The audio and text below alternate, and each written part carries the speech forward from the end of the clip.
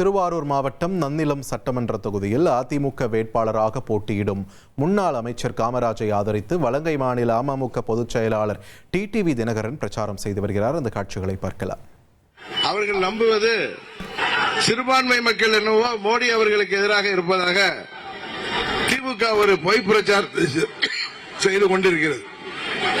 கடந்த காலங்களில் அவர்களின் பொய் பிரச்சாரம் ஈடுபட்டிருக்கிறது.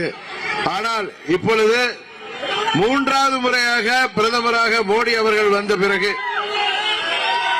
இன்னும் சொல்ல போனால் இந்தியாவில் பல மாநிலங்கள்ல ஒரு சில மாநிலங்களை தவிர தமிழ்நாடு, கேரளா மற்றும் தெலுங்கானா, அங்க வெஸ்ட் பெங்கால், பஞ்சாப் போன்ற மாநிலங்களை தவிர மற்ற அனைத்து மாநிலங்களிலும் ஆட்சி செய்வது பாரதிய ஜனதா கட்சி தான். குஜராத்தில் எனக்கு தெரிந்து 90களில் இருந்து தொடர்ந்து பாஜக ஆட்சி தான்.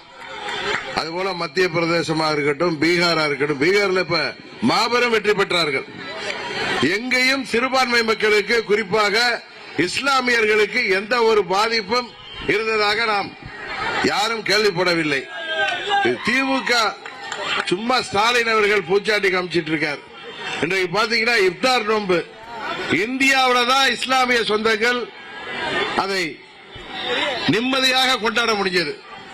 பாகிஸ்தானா இருக்கட்டும், ஆப்கானிஸ்தானா இருக்கட்டும், பங்களாதேஷா இருக்கட்டும், இலங்கையா இருக்கட்டும், இங்கெல்லாம் தீவிரவாதம் தலை தூக்கி இருப்பதால் அவர்களால் பொருளாதார நிலையில வீழ்ச்சி அடைந்திருப்பதால் அங்கே மகிழ்ச்சியாக கொண்டாட முடியவில்லை.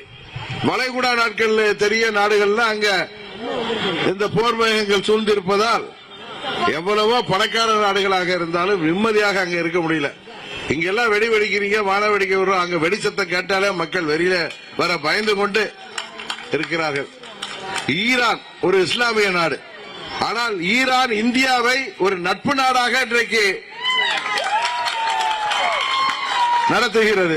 நட்பு கரம் நீட்டி இந்த போர்க்கால சூழலிலும் ஈரானுடன் நாம் பெட்ரோல், டீசல் வாங்கி கொண்டிருக்கிறோம்.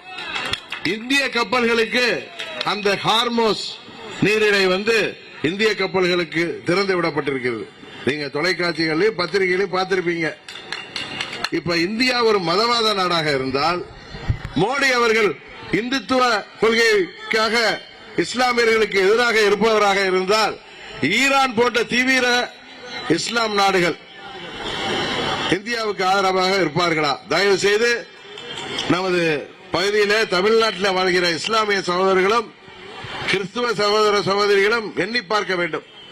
எனக்கு தெரிந்தவரை நேற்று கூட திருச்சி மேற்கு தொகுதிக்கு சென்றிருந்தேன். 2 உறையூர் மற்றும் கருமண்டப பகுதிகளில் நான் வாக்கு சேகரித்த பொழுது நிறைய இஸ்லாமிய சகோதரிகளும் சகோதரர்களும் எங்களுக்கு ஆதரவாக அங்கே நின்று நாங்கள் பேசுவதை கேட்பதிலிருந்தே தெரிகிறது.